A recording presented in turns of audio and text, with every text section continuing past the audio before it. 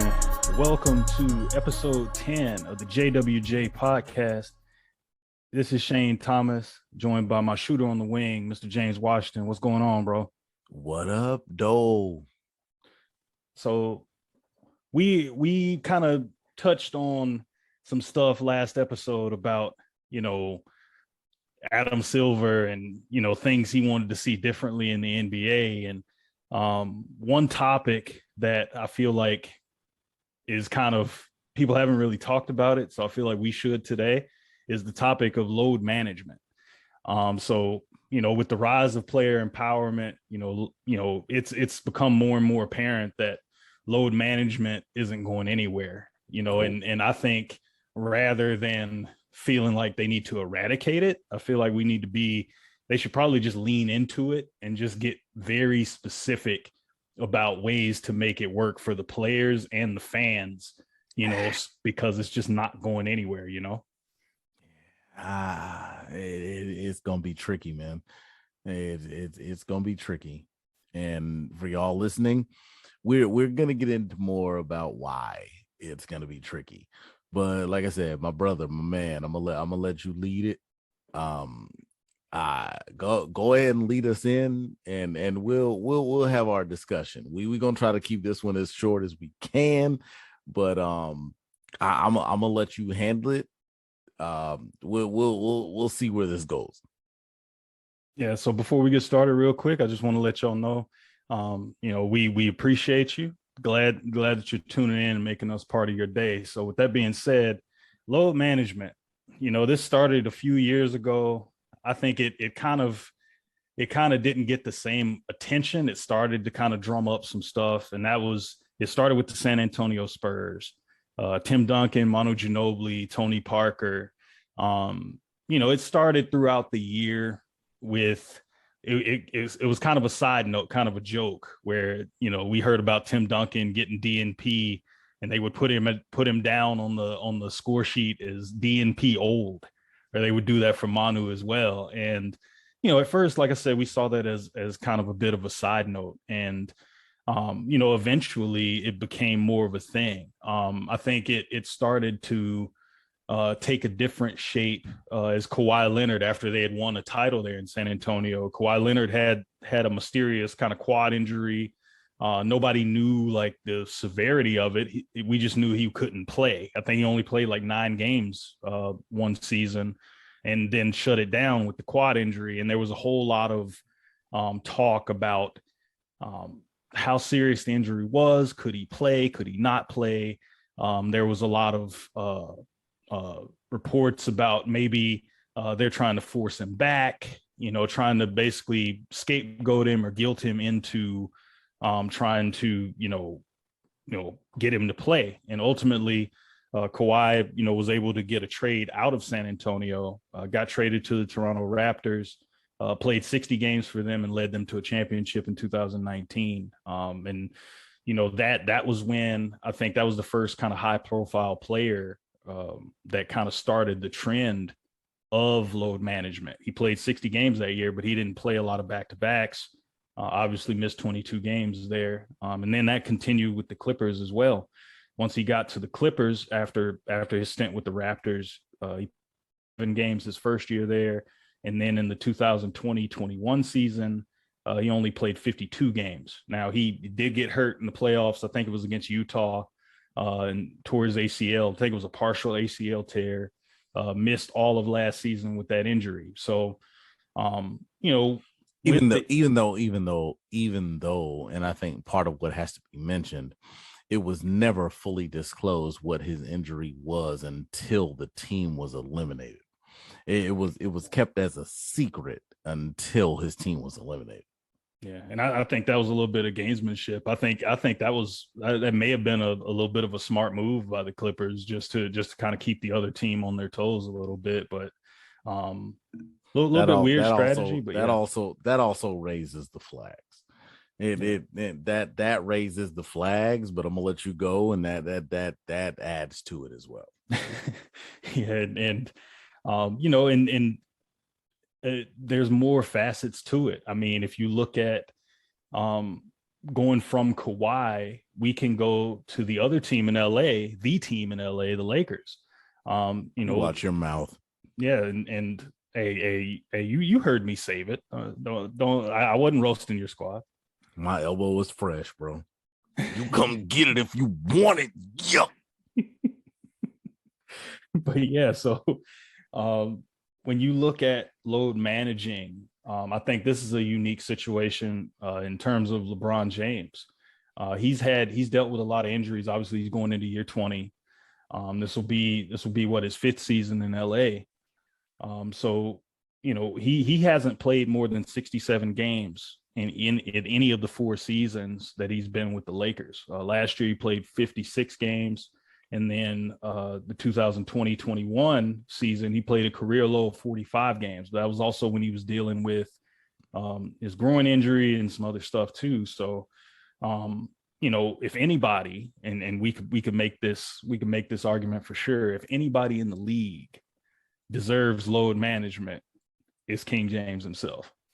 You're hurting my heart when you're hurting my heart when we bring up load management with him, when there's players in the league that haven't even done a dozen years yet that are succumbing to load management.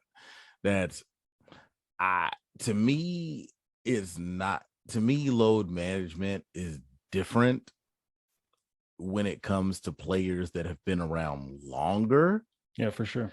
As opposed to when it's players that have been around for 2-3 years. Like, case in point, there were already talks during this summer when Orlando decided to pull Paolo Banchero out of the summer league to try to preserve him for the season.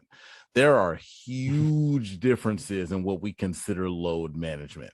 On one end, you have the Los Angeles Lakers, who could possibly be sitting a guy out that is 36, 37 years old, who has been in the league. He's in his 19th season. He's about to go into season 20. Compare that to a guy that was literally just drafted. It hasn't even been a month ago. And this guy plays 2-3 games in the summer league, which isn't even the league that he was drafted to play in. And all of a sudden we're like, okay, we're going to sit him. He's 19 years old. Yeah, you got to, in that situation, man, you got to get young dudes reps, man. I think they should be playing all the game now. Yes. Now, the one thing I've heard with summer league is, like, say it's a player that maybe played the year before, and they say it's their second year, right? And they come out and they ball out, and then they say, oh, well, they're too good for this, and then they pull them. Then I can understand that. But yeah. I mean, if it's Paolo Banchero, man, like, it's like, yeah, like he's got an NBA body at 19, but he should be playing as much as possible. Exactly. You have to get him ready.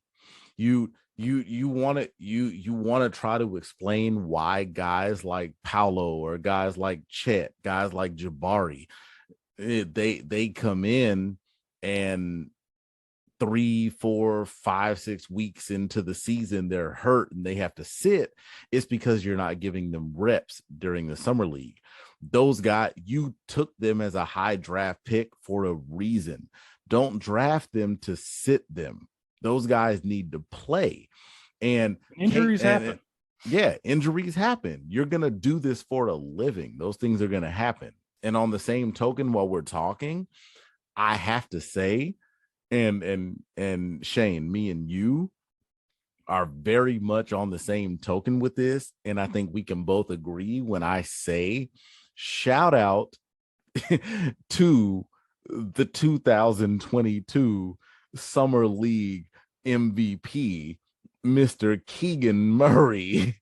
Shout out to Mr. Murray. Shout out to Keegan Murray of the Sacramento Kings, because he did his thing.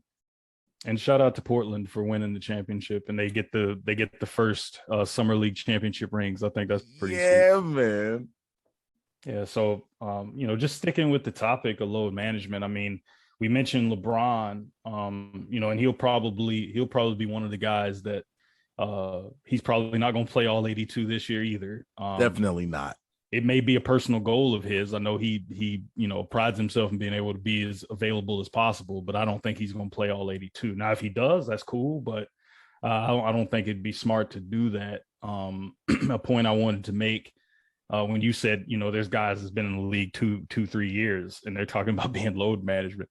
I think with that's load mismanagement. That's guys that aren't like coming into camp in shape, which brings me to a guy that, represents my squad in Dallas, Luka Doncic. I mean, now one thing with load management is you kind of want to be strategic about it. I think sometimes you have to step in front of some guys. Luka played 65 games for the Mavs, but as everybody knows, I mean, he had a calf strain. He played the last game of the season. Mavs had already clinched. I want to say they played San Antonio last game of the year, and he pulls up with a calf strain. Yep. He ended up missing the first 3 games of the Utah series. Unnecessary. And see, that's one of those situations where they've already clinched a playoff spot. There's no need to even play this game. You want to load manage guys in those situations. You want to, if it's games that they're not consequential in terms of standings or anything like that. Those if you want them to play, like that was a very different mode of potential management. Mm-hmm. It's literally the last game of the season. I can understand that. My issue with load management is when you have teams sitting players in January and February. Yeah, healthy. That's very different. Like, I can agree with you. The Luka injury, Dallas could have potentially made their way to the finals. They could have done what they needed to do. They could have possibly even beaten Golden State. Yeah, I mean, they were there. They could have beaten Golden State. To me, the whole keeping Luka out versus playing him in the last game wasn't the same thing when it comes to load management.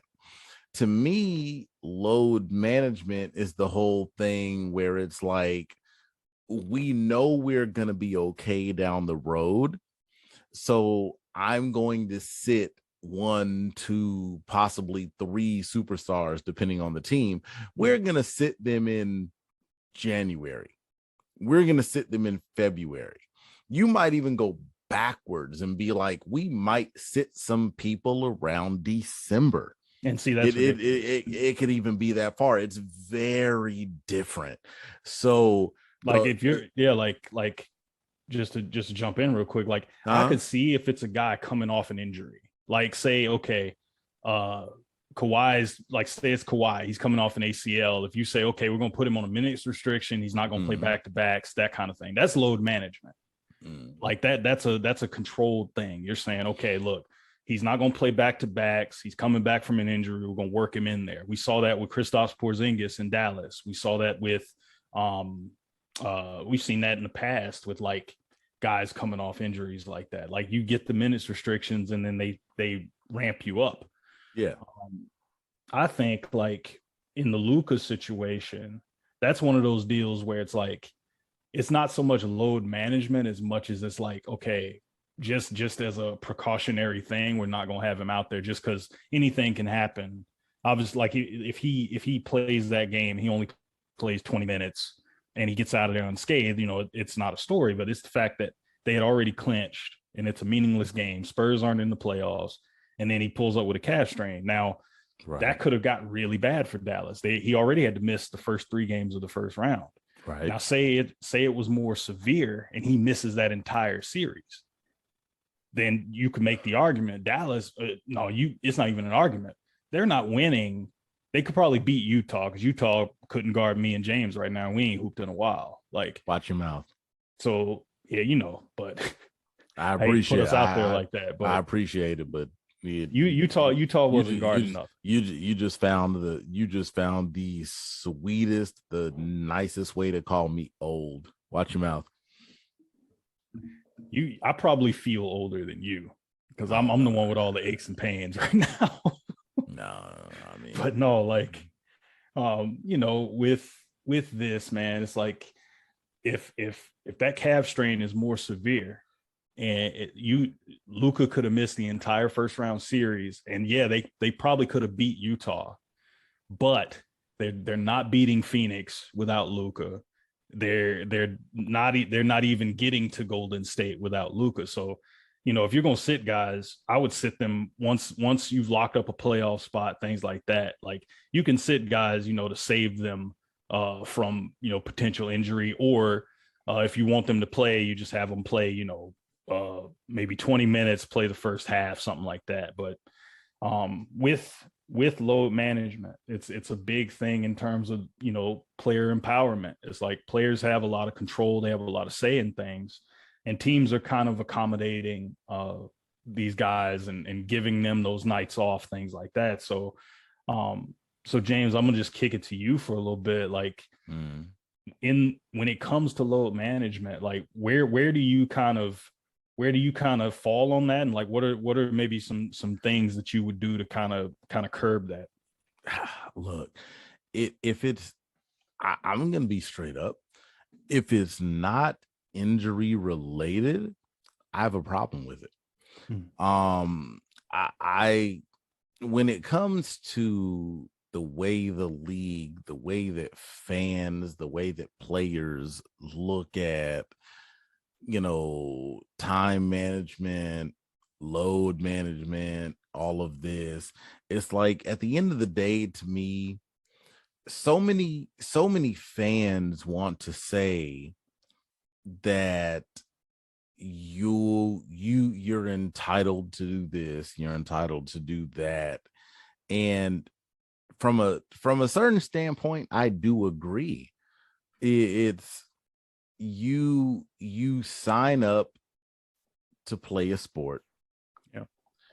and you're not obligated to do it until you put your name on that dotted line. So once you put your name on that dotted line, you agree to accept a certain amount of money. And that's where I have the issue with possible quote unquote load management. You're agreeing to take a certain amount of money to play a certain amount of games, and next thing you know, you're going into an agreement where it's like, hey, I'm going to take this same amount of money, but let me see what I can do to play fewer games. And that's what kind of annoys me with the whole thing, is like I even look at it, and I told you before about this, Shane. I'm going to relate it directly to my own personal life. I don't have a problem with it. Um as a teacher, I work on an annual salary. And a couple of years ago, when my son was born, I had to put in for a certain amount of time off so that I could be home with my wife, be home with my son. And at the time, I didn't realize that I only had a certain amount of accrued time. My wife and I had to put our time together. That's a whole different story. But Yeah. had to put the time together. And next thing you know, I took about 4 weeks off of work, and I only had about 2 weeks of accrued time. So even though I was on salary, I took that time off, and my first paycheck that I got, we get paid semi-monthly, so we get paid, twice a month. Um the first paycheck that I got once we went back to work, or once I went back to work, because my wife stayed off longer than I did, understandably. Once I went back to work, my paycheck was almost 75% less than what it normally would be. NBA players don't have to deal with that issue. And that's why I say, I'm like, if you are going into a season, if you're going into a game, you're going into a training camp, all of these things where your money is never affected, then that's when I, as a fan, look at you and I'm like, you signed a contract. Yeah. You didn't have to sign it, but you did. So go out there and do what you agreed to do, because at the end of the day, if you went out there, if it was on the flip side, if you went out there and played 82 games and the NBA or fill in the blank team only paid you for 70, you would be filing a lawsuit. You would think that that was absolutely inappropriate. And I agree. Wages, yeah. And I agree. It would be absolutely inappropriate if it happened to you that way. So again, on the flip side of it, why is it okay for you to sign a contract to play 82 games and then turn around, if you are actually healthy, and only play for 70 and still expect 82 games worth of pay? Yeah. And see, and I think a lot of it too is a lot of these big contracts, like especially for the elite players in the league. I mean, a lot of that money is guaranteed.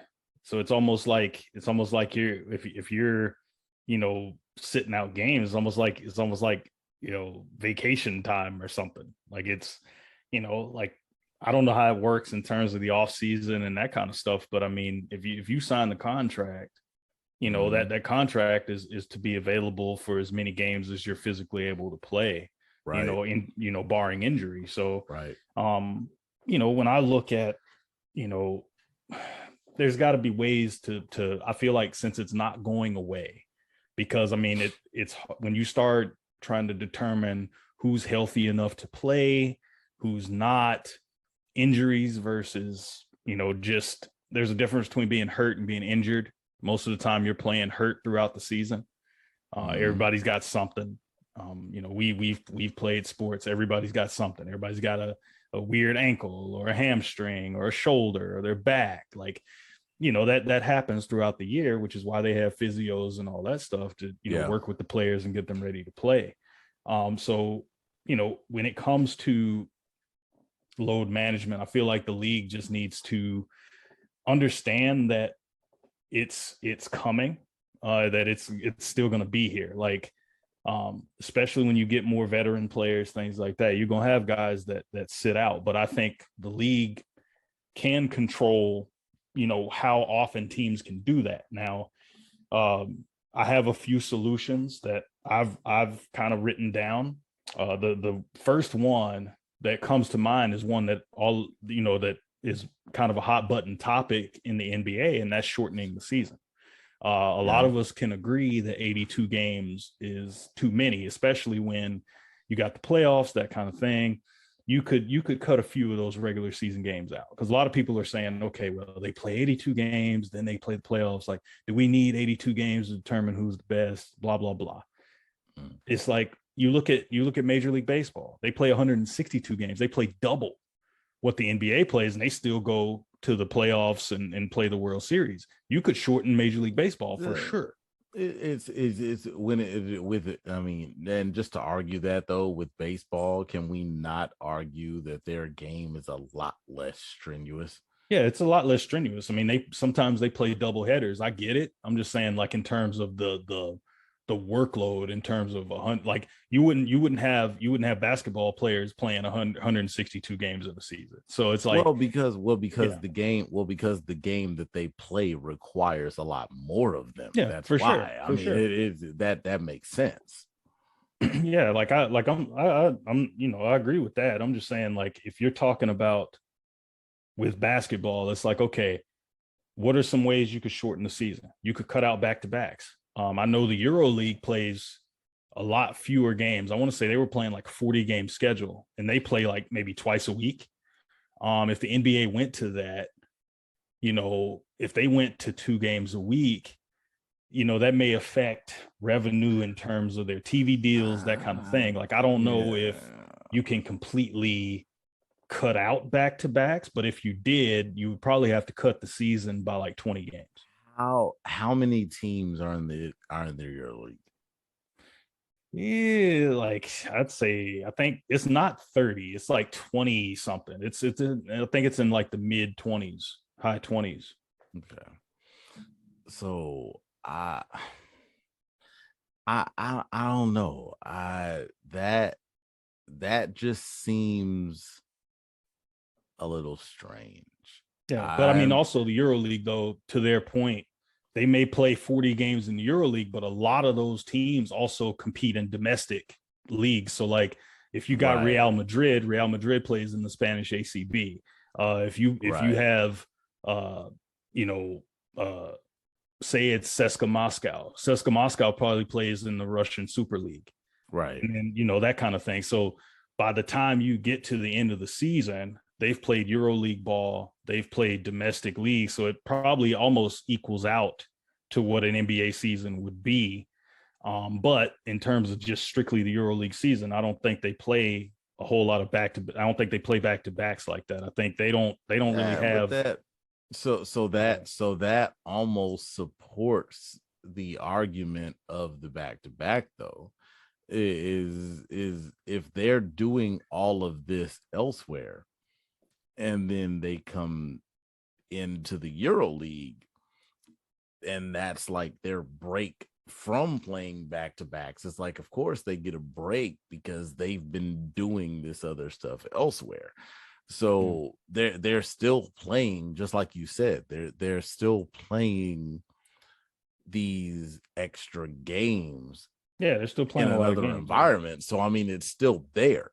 So to me, and I say all that to say, I'm not fully in favor of getting rid of back to backs. I think that I would be okay with getting rid of back to backs as long as there's more strategic scheduling. So I to me, the whole 82 game thing, I've been okay with it. The only thing that's making me start to wonder whether or not I want the 82 game schedule is the fact that Commissioner Silver and the Players Association and everybody involved is starting to consider putting in mid-season tournaments and Yeah. play-in tournaments and this and that. And if you're willing to start adding that stuff in between, that's when you need to shorten the season. Yeah, for sure. And Because I think they're closer to shortening it than they are keeping it the way it is. Because I mean, you see how the play-in tournament went. I think you could view that as a success. If they now the whole to an mid-season extent, tournament, yeah, the mid-season tournament, eh, I don't know. I'm kind of like, it'd be interesting, but it's like I feel like something has to be at stake because like we already have the All-Star game. So it's like, if you can have something that makes that game worthwhile, I'm cool with that too. But I feel like if you do that, shortening the season actually kind of helps the case for those games because you're still going to have a high quality of play, in super maybe a smaller package. super random question for you. Mhm. Which one would you be more in favor of? a mid-season tournament or the play-in tournament prior to the playoffs? I would rather keep the play-in. I mean, because I mean, I don't Okay. really understand the whole like the need for a mid-season tournament. Now, this would be a topic for a future episode, but like I honestly, it would be very interesting if like just 1 year they decide to do this where they make the NBA playoffs like March Madness, where like everybody's able to play for the title.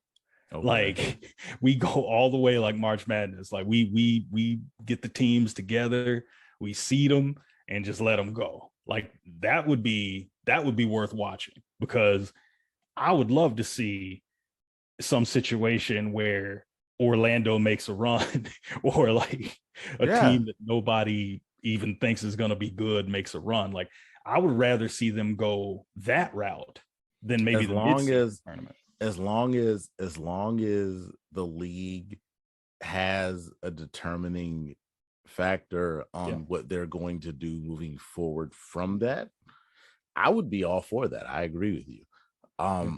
Like let's just say they put all 30 teams into a single elimination tournament.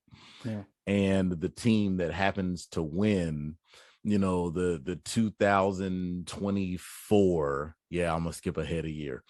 The 2024 NBA champion turns out to be the Houston Rockets.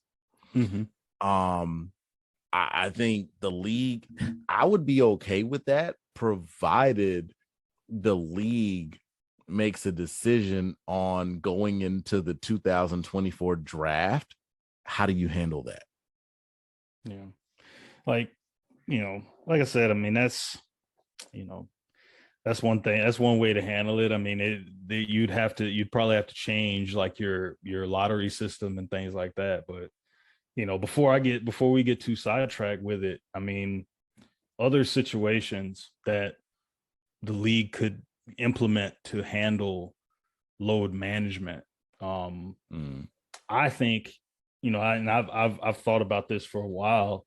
I think teams should go through, like, I think the league should go through and require that teams designate, because obviously it's only the star players that are getting load managed. So I think teams should designate players that they'll be load managing before, because the league makes the schedule. So I think each team should be required, if they're going to be load managing players, they should designate who those players will be and announce ahead of time, because they'll be able to look at the schedule and say, okay, we have X amount of back-to-backs. They won't be playing these games. I think that helps them in terms of players or fans won't be looking at it like, I mean, think about it. Me and you, we went up to a Hawks game when the Bucks were in town, and we were excited to see Giannis. All we could talk about on the train coming up there was we're about to see Giannis. Call it MARTA. Don't call it a train. Don't disrespect MARTA. We were on MARTA. Yeah, so we were on MARTA, and you know, we get there and we're hyped. We're like, man, we get to see Giannis. Now, 15 minutes, we're in the lobby getting something to eat. Like 15 minutes before tip, it's announced that Giannis is a scratch. He had just played a couple nights before, or was it a back-to-back? I'm not sure. I think it was a back-to-back. Yeah, and so like he had been dealing with like a knee or something like that, and he was a scratch. And so, you know, we remember all the people that found that out. We saw so many Bucks jerseys at that game, and so many people were pissed off because they didn't see Giannis. They expected him, but then he was load managed. So I think fans would benefit by knowing, okay, if I'm about to pay this money for Steph Curry, right, and I've saved my money to see the Warriors come to town to play my team, and then I get to the game, I've spent my money, I'm going to my seats, and then I find out by going through the starting lineup, oh yeah, Steph Curry's load managed. Now, if I know that ahead of time, you know, and this is where the league comes in. If I know that ahead of time, maybe I don't buy a ticket to that game. Yeah, but But the only problem there, and I've mentioned this to you before, is let's just say that teams designate when star players are going to play and when they're not going to play. Mm-hmm. I'm going to use myself as an example. I live in, in the metro Atlanta area. Now, I consider myself, I'm not going to go as far as to say I'm a Hawks fan, but I am a person in the area that follows the Hawks. Yeah. I like the Hawks. I do watch them because I live here. I mean, Trae Young is dope. The team just got DeJounte Murray. I think the Hawks are on the uprise. I am going to follow the Hawks, but I think that considering yourself a fan of a team is a very big deal. Yeah. So with that in mind, I'll say that I have been a Laker fan for the last 24, 25 years. I've been a diehard Laker fan.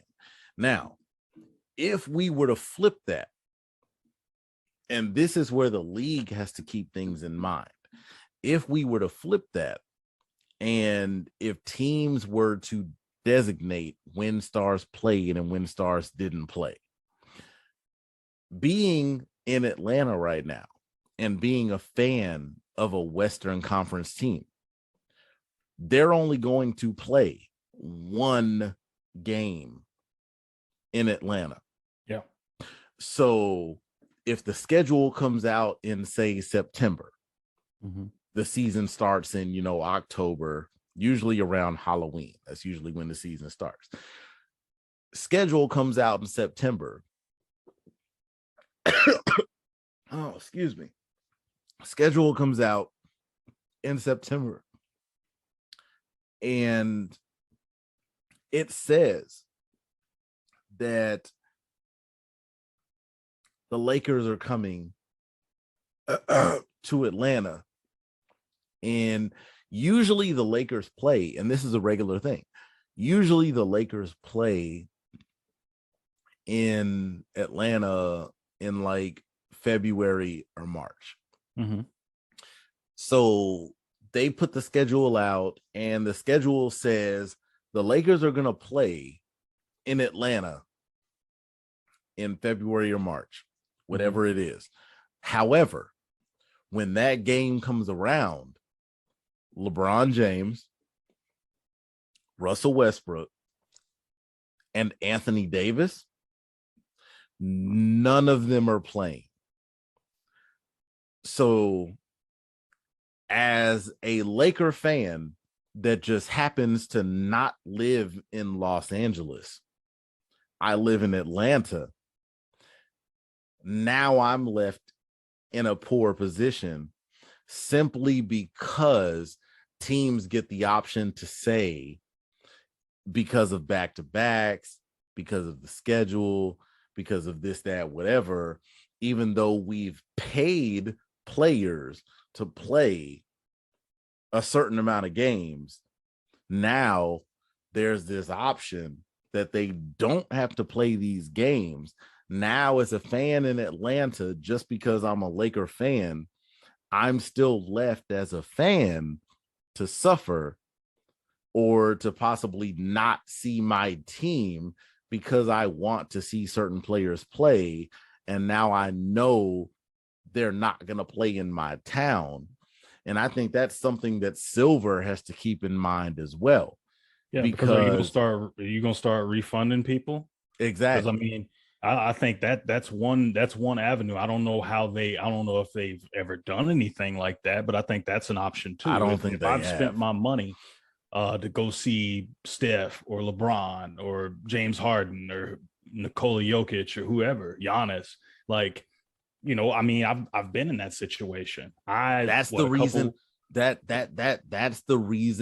that I'm against it, is because they'll even tell you on tickets that things are subject to change. Yeah. And it's the same thing. Silver, I don't think Silver's gonna go for that. I don't think Silver is gonna be okay with, okay, so we know that Giannis Antetokounmpo, Drew Holiday, Brooke Lopez, we know that none of those guys are gonna play in a former finals rematch when they go to Phoenix. Yeah. Let's go try to sell tickets there. Ticket sales aren't gonna do as well. Right. That's where the whole thing comes in. Right. And that's where we have an issue. It's not gonna work. But at the same time, the problem is, let's say those guys aren't going to play when they go to Phoenix, they're still going to get paid for that. And that's where the problem comes in. Yeah. And yeah, like in that situation, like going off of that, it's like, is this one of those things too where a lot of this money is guaranteed? Is this something where, if you're the league, when you're thinking of the next collective bargaining, do you, given the amount of money that players are signing for? I mean, look at the Jokic deal. He's gonna make 62 million at the end of that deal. Like, do you put language into the contract that says that, look, if you are not injured, right? And this is all like stuff, it's not what you know, but what you can prove.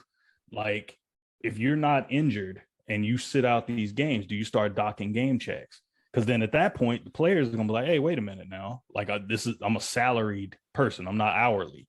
So like, whether I play 82 games or 42 games, I should still make my money. That would be their argument. Now, if you do decide to dock game checks, that's almost like a player being suspended. That's why I don't think that would probably fly. Now, if they do designate players to be load managed, here's a situation that I think you could try to implement. If you say, okay, you can designate players to be load managed, but you give a team a certain number of games that they can sit guys. And if they go over that amount for whatever player, then you can find the team for that. Do you think that's a viable option? I don't. And here's why. That immediately shows to me that the league is a spectacle, because let me ask you this question to counter that. We're gonna say that you have to designate players, this, that, whatever. So you have a player, let's say, for example, let me take one of the high earners in the league. I'm gonna keep with Milwaukee. I'll say Giannis. We take Giannis Antetokounmpo. Let's say that Giannis is making, we'll just say, $200,000 over the next 5 years. So he's making what, $40,000 a year. So we have Giannis making $40,000 a year, under the assumption that he's playing 82 games a year. We hold him to that.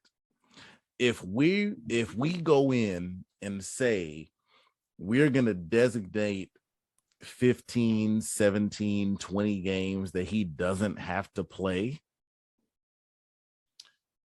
how does that apply on the flip side to a guy like Dante DiVincenzo at the time, who might be making $5 million over that 5 years? Are we expecting him to play every single game?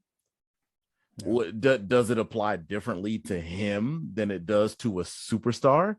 That's where I have a problem. That's where the whole idea of load management to me is a headache, because it's like, if you're gonna pay another player a lesser salary and expect them to fully fulfill it, then how is it that you can pay somebody even more and be like, hey, I'm gonna sit you out every now and then just because?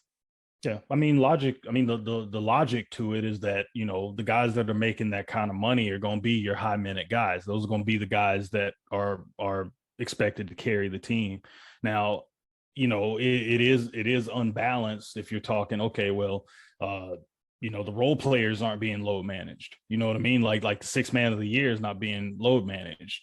You know, so I mean, logically, you would the load management thing kind of caters itself to the high minute guys. If you're playing 38 minutes a night, 39, 40 minutes a night, you know, where Mhm. LeBron's been, later, earlier in the later stages of his career.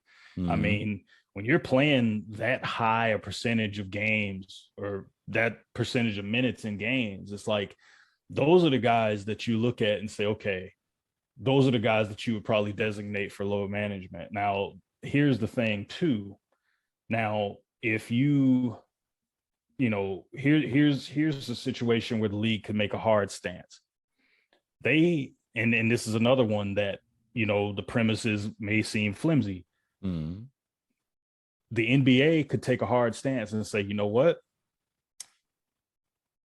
You can't load manage players until you clinch a playoff spot. If they say, okay, Mhm. if you say you're the number one seed in the West, say you're the Okay. Denver Nuggets or something, Okay. Denver gets there, they're lapping the field. They're running it like Phoenix did this year. Okay. They get they're on pace for 65 wins and they clinch in like February. Okay. If the league says, okay, you can't load manage guys unless you clinch a playoff spot or you're out of playoff contention, then you're saying, okay, well, because I feel like given the nature of when you clinch a playoff spot or whatever, depending on how many games it is, it wouldn't. I think that's probably the best option because you're far enough away from the playoffs to where you may say we're not playing Nikola Jokic in back to backs from this point to the end of the season, right? Mhm. But it would be in your team's best interest. They can still play. You're just not playing them that often. You know what I'm saying? Like they're still going to play a lot of games, but they may not play back to backs, right? Because you're not going to say uh, they clinch in February and we're just going to shut down Nikola Jokic until the playoffs. Like that's not going to happen. So I feel like Now, that's probably the now best see, option for the league. now see, in that standpoint, I think I would be okay with it Mm-hmm. because you do want to make sure that once the postseason comes around, that you have the greatest competition. Yeah. So I think that if a team clinches a spot in January, February, what have you, I think that that team should be allowed to sit players if they see it fit. Yeah, because at that point Now, you've earned it. yeah. You've kind of earned it And because you've clinched. and then at that point it is totally up to the team because Yeah. just because I've clinched a spot doesn't mean that I've clinched the number one spot. It doesn't mean I've clinched number two, number three, number four. It just means that I'm guaranteed to be in the top 8. Yeah. So I would agree with that. I would be okay with that. If you performed well enough throughout the first portion of the season to be a playoff team, at that point, you should be allowed to rest players. Yeah. And but here's exactly why that works, and it goes right back to what we were saying a few minutes ago. You should be allowed to do that because at that time you haven't rested those multi-million-dollar stars and Yeah. they've earned their pay. Yeah. So at that point, I think it's okay. Yeah, and I think it's built in there. Like just to piggyback off a point you made a minute ago, like you're talking about positioning. Like that's important because, like you said, just because you lock up a playoff spot doesn't mean that you've locked up number one or two or three. And then we laugh at this every year when you have those teams that are like ducking people. Like they're like, oh yeah, we're not playing. We're not playing. We're going to kind of punt this game against Memphis because we're trying to avoid Golden State or the Lakers or whoever in the playoffs. Like it becomes strategic. So then, like, it becomes a multi-pronged thing. Like you're saying, okay, yeah, you clinched a spot, you can start load managing guys, right? But it puts the onus on the team to say, okay, like we're not shutting you down for the rest of the season because we also have to protect our standing because we want the best seed, or we're trying to look at our matchups and things like that. I think that's probably the most viable, plausible option that you could use. Agreed. To say, look, unless a guy is like, I mean, obviously there's ways around it and people are going to loophole it, but if you say, okay, you can't, if these dudes are healthy, they should be playing. Agreed. Right. And you can't be sitting them in December. Right. Because I mean, Agreed. look, you had the off season, you had training, not dealing with a serious injury, you should be playing. Yeah. Unless it's one of them situations where that's what you're getting paid to do. Yeah, unless you're one of in them situations like Houston or like the Knicks did with Carmelo, or like how the Rockets did with John Wall. Like if you're looking at it outright tanking, yeah, you're tanking outright, and it's no secret because some teams, which to me is inexcusable. Yeah, and you know how it is. Some teams do it organically, meaning they literally gut their roster to bare bones talent and say, go out and play games. These are Oklahoma City. Yeah, they will field Sam Presti. They will field whole that cough. team. Sorry, Yeah, that cough came back. I'm sorry. I'm sorry. I had a Presti cough. I'm sorry. Oh God. Yeah. I'm sorry. You might need to see somebody about that one. I apologize. But teams will organically tank. They will gut their roster of any like legitimate NBA talent, like guys that will probably be like in the G League or probably getting serious minutes. Looking at Philly from a few years ago, they won 9 games or something like that, or Charlotte won 9 games. Trust the process. Yeah, and so like teams are doing that, and then you may be that high dollar guy. Trust the process was the most creative way to say we are about to tank the hell out of the next few seasons. Oh yeah, and they were literally punting seasons away. I mean, it was multiple seasons. They were punting on third down. Yeah. Shout out to all our football listeners. Yeah, it was bad, and a lot of teams are doing that. And now the trend is, if you a guy that ends up on a team and they decide they're going to tank, they're going to sit you and you're not going to play because obviously you're too good. You're good enough to make $40 million a year. So you probably would lead them to a few more wins. So if they sit you out, you wouldn't affect their plan to lose on purpose. So right. That being said, man, I feel like it'll be interesting to see like what the league does to address load management. I feel like the option we just talked about, I feel like that's the best way. Obviously there's loopholes around it and teams are going to be, using that. But I think by doing what we just discussed, I think that's probably the best way. Now, that'll probably wrap, that part of our pod, but we got a couple more news things to get to. Recently we've had a little bit of movement in terms of guys staying with their teams. First, we'll talk about DeAndre Ayton. He had a big offer sheet from the Indiana Pacers. It looked like all signs were pointing to him becoming a Pacer. And then obviously they've changed the rules as far as restricted free agents here over the last few years. I remember it used to be you'd get 7 days to match. Now it's 2 days. I think you get 48 hours now to match. It's been 48 hours for a minute now. I think that's probably since the last collective bargaining. Because I remember, I think with the DeAndre Orton, Jesus. You mess around. DeAndre Jordan. You're trying to kill some legends around here, man.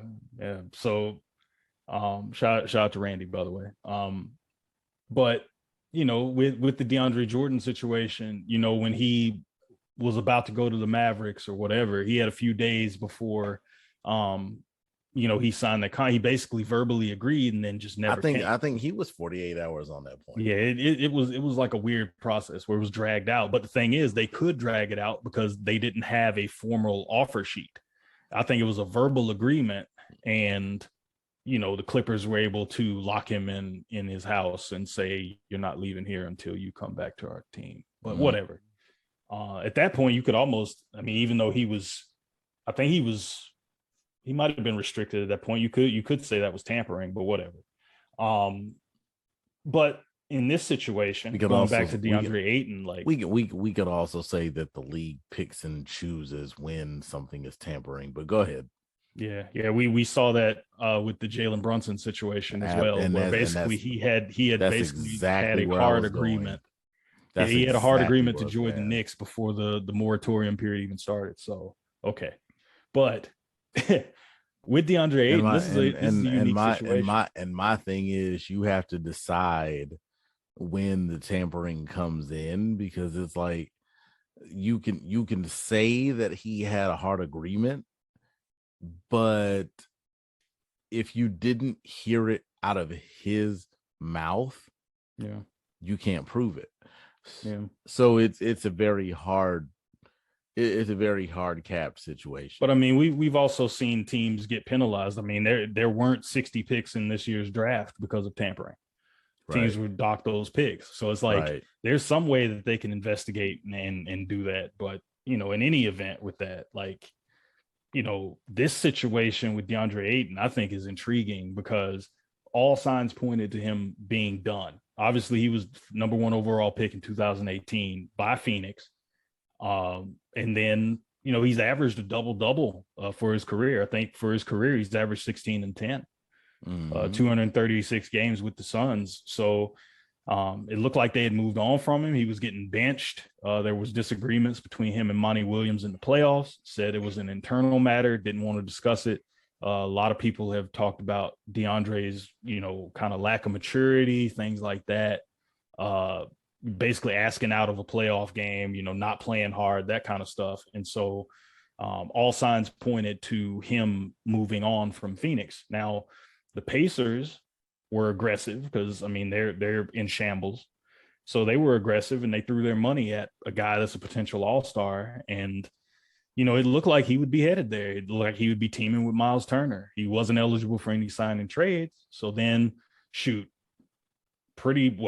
hours, maybe not even a day after. I think it took like 2-3 hours. Yeah, like 2-3 hours. They matched the offer. He's headed back to Phoenix. It's a 4-year, $133 million contract. He turns 24 in 2 days. So this is a kid getting ready to enter his prime with Phoenix. I think had they put themselves in a position where they lost him for nothing, they would be screwed because there's not that many bigs that can do what he does for a team like Phoenix.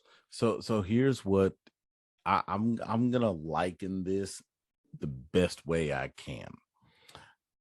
Let's say I'm dating you, and in my mind, you're the best companion that I've had thus far, but there's just something about you that I'm not feeling. And on the flip side, from your side, it's like you love me, but at the same time, you feel like there might be more out there.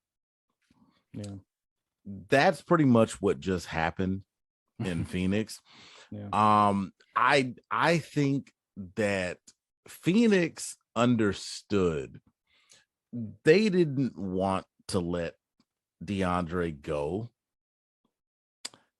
but at the same time, they were like, we don't want to let him go, but this dude wants $200 million.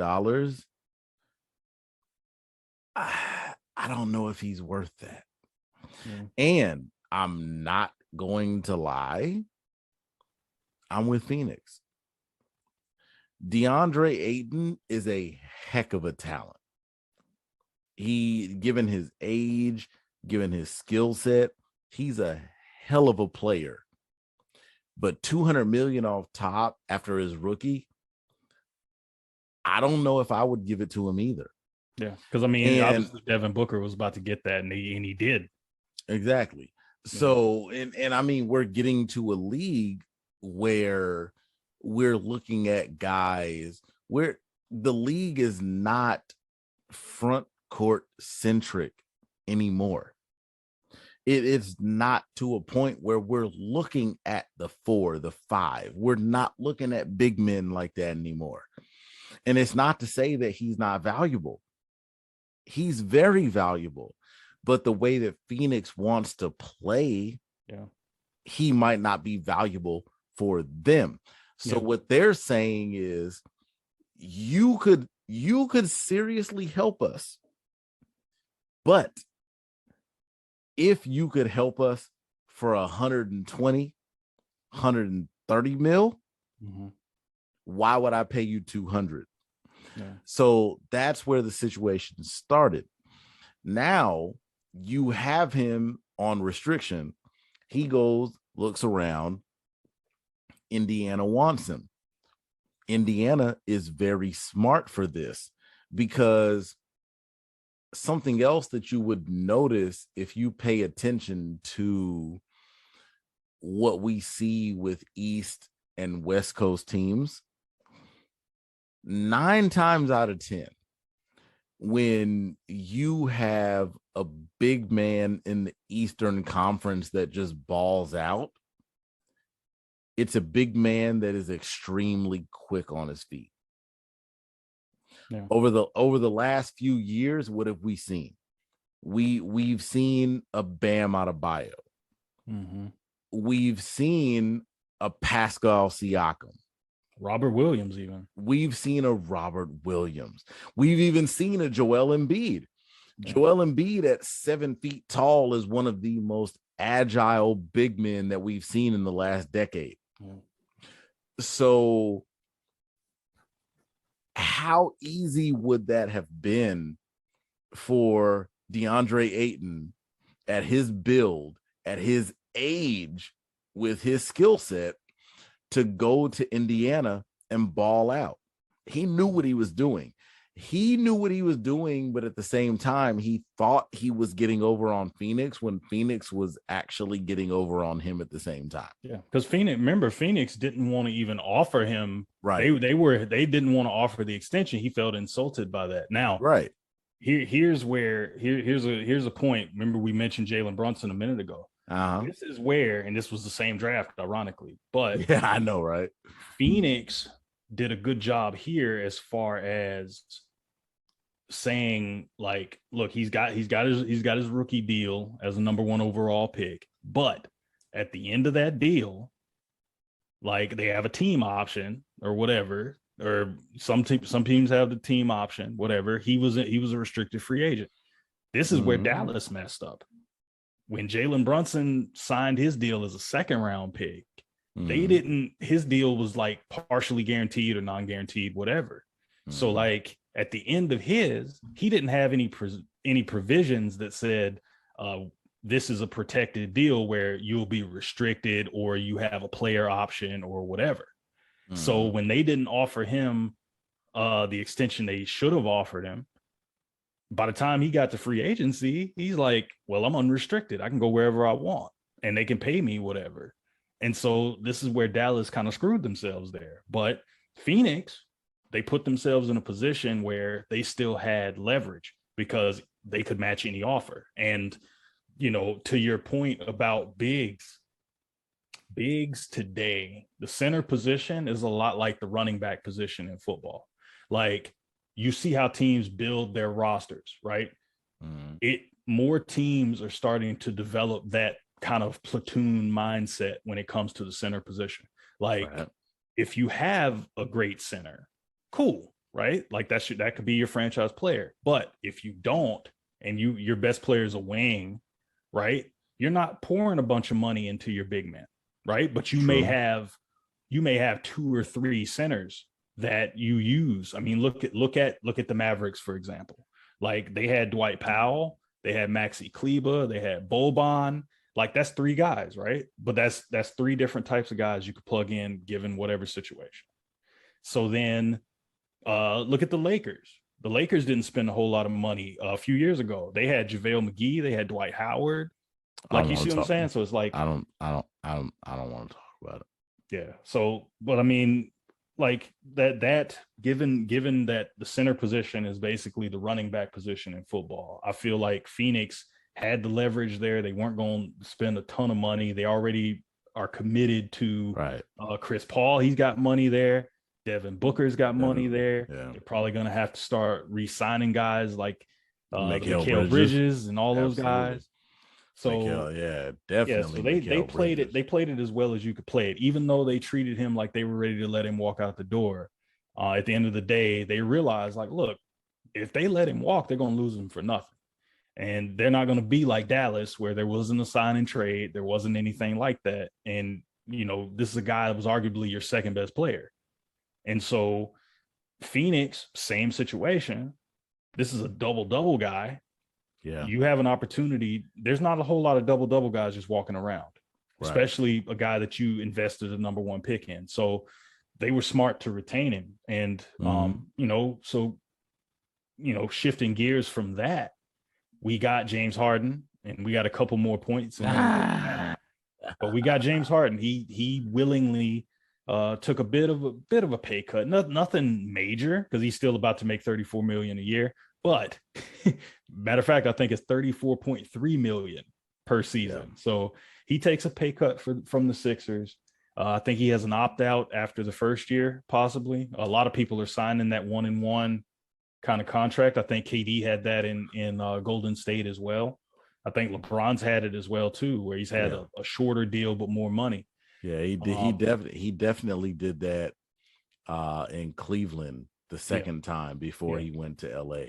Yeah, and looking at James Harden, there's a lot of speculation about him and where he's at in his career. He's 13 years in, former MVP of the league, and he showed for the first time really, he showed some signs that people interpreted as decline. I think he's just dealt with a lot of injuries over the last couple of years, mostly to his hamstrings, and given his style of play, he's explosive off the dribble.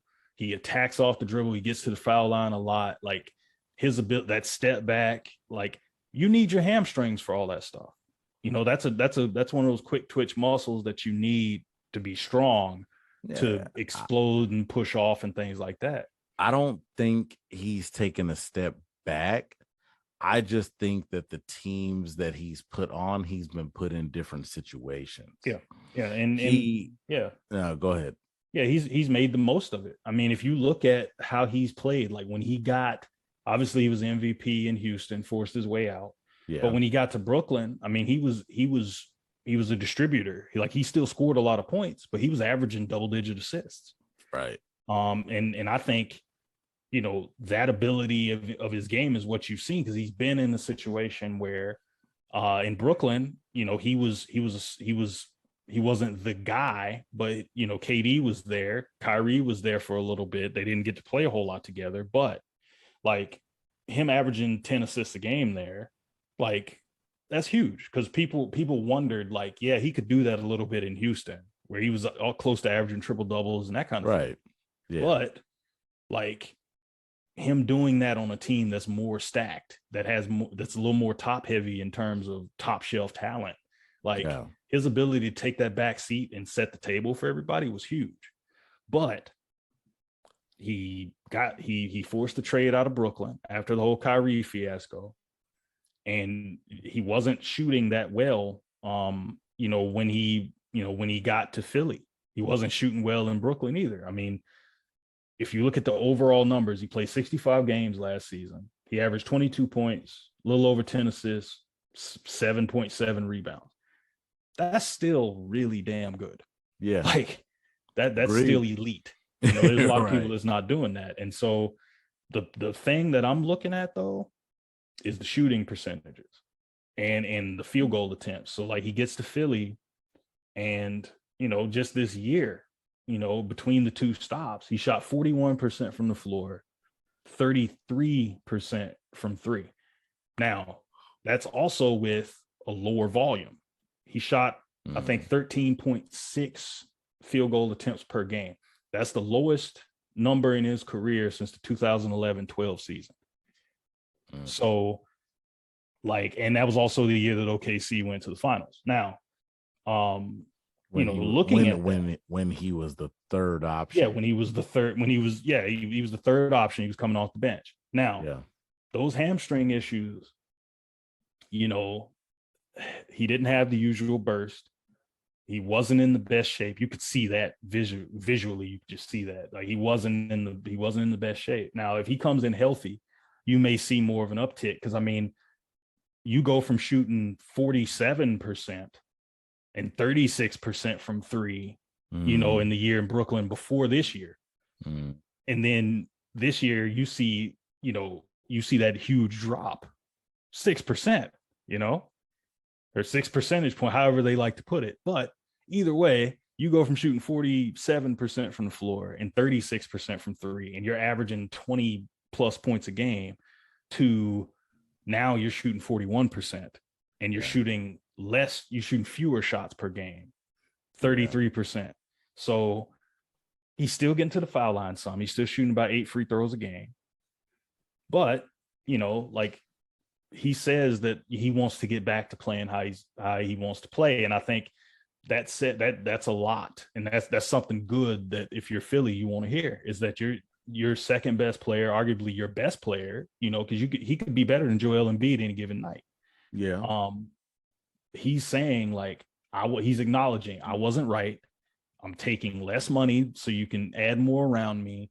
And he wants to get back to his MVP type level. So that means he's probably going to come in better shape. No, I absolutely respect him for the whole I'll take less money. Yeah, and that's something you haven't really that shows connected to him. Yeah, that shows us a stint of leadership. That lets you know that he finally cares. Because just like you said, it's not something that we've seen from him in the past. Yeah. So I think that him making those kind of remarks, that's a big step for him moving forward. Yeah, that's huge. That's huge because, granted, I would prefer that maybe he kind of took on that mindset before he decided to come into Houston fat. Of course. And force his way out in a very, unceremonious way. He kind of put Houston in a really tough spot. They had a new coach. They had just got Christian Wood there. Like that was his number 2 guy that they were bringing in, a new guy that could complement his game. And then 8 games in, he says, screw it, and I'm gone. So, he's forced his way out of some good situations to get into this situation. So now it's on him to step up and provide some level of leadership, which hasn't been his calling card to this point. He's ducked a lot. Joel is more of a guy that leads by example. I don't think anybody's looking at him as a leader. Somebody has to step up and be a leader there. They got PJ Tucker. We talked about that in a previous episode. So getting guys in there that are willing to take accountability, ownership of things. Hopefully this is a situation where James Harden is taking that pay cut and saying, look, I took less money. I'm coming into camp in better shape. I feel healthy. I'm ready to win. I want to win. Like that's what he's saying. So we need to see how this unfolds as the season goes on, because Philly is in a great spot. They're one of the top contenders in the East. So it's on him. It's on him at this point. Yeah, it's on him. James Harden is one of the best talents that we have in the league right now.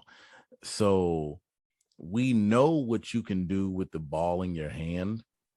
You need to show us what you can do between your ears. Yeah. You're somebody that has been a league MVP. You're somebody that has been supposedly proven to lead a team. Mind you, that team might not have won a ring, but you've been a leader of a team that has shown us some things. So if this is what you want, if you're willing to take a pay cut, we respect that. We totally understand it, but we need to see what you're going to do with it. Yeah. You take that cut in the money, we bring in more talent. Does Philly make the finals next year? They could. We need to, and I agree they could. But it starts with James Harden. Yep. We have to see more from him, and this is where you show us. Taking a pay cut, to me, at this point in James Harden's career, if I'm 100% honest, it doesn't mean a damn thing. Taking a pay cut at this point in your career doesn't mean a damn thing. You have made enough money in your career to where taking a pay cut now doesn't matter. So you're taking a pay cut now. You say it's because you want the team to bring in more talent. I respect that, and I agree with that, because now you're putting the responsibility on them. They have to do what they need to do to put more quality around you and around Joel Embiid. Yeah. I'm not even going deeper into the roster because it starts with the two of you. Yeah. And I mean, and yeah, like you said, like it starts with them, and it's like, how much more talent you want them to add? It's still a damn good roster. Mm-hmm. Like you're talking Embiid is the one. Toby back. Yeah. You're talking what? Embiid is one. Harden is there. Tobias Harris is still there. Toby back. One of my favorite players in the league right now, Tyrese Maxey, is there. Tyrese Maxey, Matisse Thybulle. Yeah. So it's like they have plenty there. They just got PJ Tucker. Yeah, they just got PJ Tucker. I don't care how old he is. To me, I'm looking at PJ Tucker just like I'm looking at a Ron Artest. Yeah. Until that man retires, you better watch your back. Yeah, exactly. And you know, they got plenty there. So I mean, it's not, you know, they've had a lot of guys there in the past. It's not like they're going to use this money that's left over to sign anybody huge. I think him being back healthy, that's the biggest part, because that's like getting a whole different player. That's a guy that's not going to be shooting 41% from the field. That's a guy that's probably going to be closer to 44, 46 from the field. That's going to be a guy that's going to be shooting threes, getting to the hole, making stuff happen. So if he's healthy, that already makes them a better team, because him not being healthy, you see what that looked like. So, you know, a couple minor things. I won't spend much on this. Couple little tidbits in the league. So the Golden State Warriors, JaMychal Green was bought out. I think he's headed there. He's a 10-year vet. He's headed to Golden State. He'll probably fill in for the departure of Nemanja Bjelica. Mac McClung is heading there, the G League Rookie of the Year. Mac Man. He was with the Lakers, and then the Golden State Warriors picked him up for Summer League. We're not gonna go back in the last episode where I talk about the Lakers constantly letting quality go. Continue, bro. Yeah, so you know, he averaged 13 points, almost 5 assists, playing for Golden State Summer League team. Like I say, he was G League Rookie of the Year, averaged almost 22 points and 8 assists a game, almost 7 rebounds a game in the G League. So that's a pickup. I think it's a 1-year deal. So he helps their guard depth. It'll be interesting to see how much he plays, if he contributes much, because they just added Dante DiVincenzo. They got Jordan Poole there. They still have Steph and, you know, the main guys there. So it'll be interesting to see how much he contributes to that. He looks like he's 23 now. He looks like he could probably be that guy that comes in, and he's maybe a change of pace that comes in and can get buckets off the bench and kind of, you know, run a second unit or whatever. So is it weird? Is it weird to say he's an old 23? Yeah, it seems like I didn't even realize. Yeah. I didn't even realize he was 23 yet. Yeah, because I mean, even going back to his career, because I mean, we found out about, you know, his athleticism when he was in high school, but I mean, he went to Georgetown. Right. And then he transferred to Texas Tech. Right. And then I don't think he was drafted. Mm-mm. And he had to go into people's summer leagues and that kind of thing. So he's bounced around. He hasn't quite found his niche yet. But this is a situation where if you're Golden State, he's got a 1-year deal. If he doesn't pan out, you didn't lose any money with that. He's probably on a minimum salary, whatever. So Yeah. Right. But it's a potential low risk, high reward move because he could end up being that third guard or fourth guard off the bench that can come in and swing a game for you. I mean, Jordan Poole was like that. And it just adds to exactly what we talked about during the finals. He adds to that depth. That's what did Boston in, is that they did not have that. Golden State is building it even more. And I mean, as much as I wanted to knock them for the players that they're losing, you're bringing in guys that are even younger that can fill that same void. So I mean, they're making smart moves. Yeah, and other than that, there's still not much on the Kyrie KD front. We'll try to keep that updated if we find anything else. Nobody's still trying to trade for Russell Westbrook. I don't blame them. I don't either. Hey, as a Laker fan, I don't either. Because I'm not about to mortgage half my team for a guy that can't shoot. So I'm mad. I'm mad. We're still stuck with him, but I mean, player option. We don't have a choice. Yeah. So, with that being said, you know the drill. If you've made it this far, thank you guys so much for listening. We do have a special announcement. I'm pleased to announce that the JWJ podcast is now live on YouTube. Yeah. We're trying to grow our audience. So if you guys want to help us, please head over to YouTube, subscribe to the JWJ podcast. All 10 of our episodes are uploaded. So, check out those episodes if you haven't already. Give us a like, feel free to comment, hit that notification bell to be notified whenever we release any new content. We really want and need your feedback. So, we want to make this the best podcast we possibly can. So the only way we can make it better is by hearing what you guys think. I think this is an episode that we just had about load management is a great place to start. And like I said, we're thankful for all you guys listening. Thank you so much for the support. With that being said, James, you got anything else you want to add? Nah, it's pretty much the same thing, bro. Yep. Anybody that's still listening to this point, thank you guys. We appreciate it. I mean, this right here, like I said, I'm preaching to the choir at this point because we say this every episode. This is a passion project. We thank y'all. If you're here, we love y'all. We thank y'all. We really do appreciate it. We just pray that y'all keep listening, and we hope that we're giving y'all quality content because we're coming from the heart. So that's it. Thank y'all. I mean, in anything y'all can do to help us get the word out there, anything y'all can do to help us get, I mean, we're just having honest conversation. We're just two guys that love ball. So I mean, we're really talking honest opinions. There's no right, there's no wrong. I mean, just y'all just get it out there. Feel free to debate with us.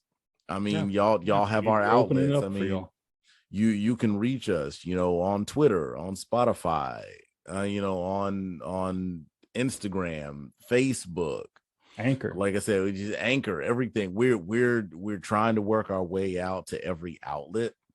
So do us a favor and just let us know what you think.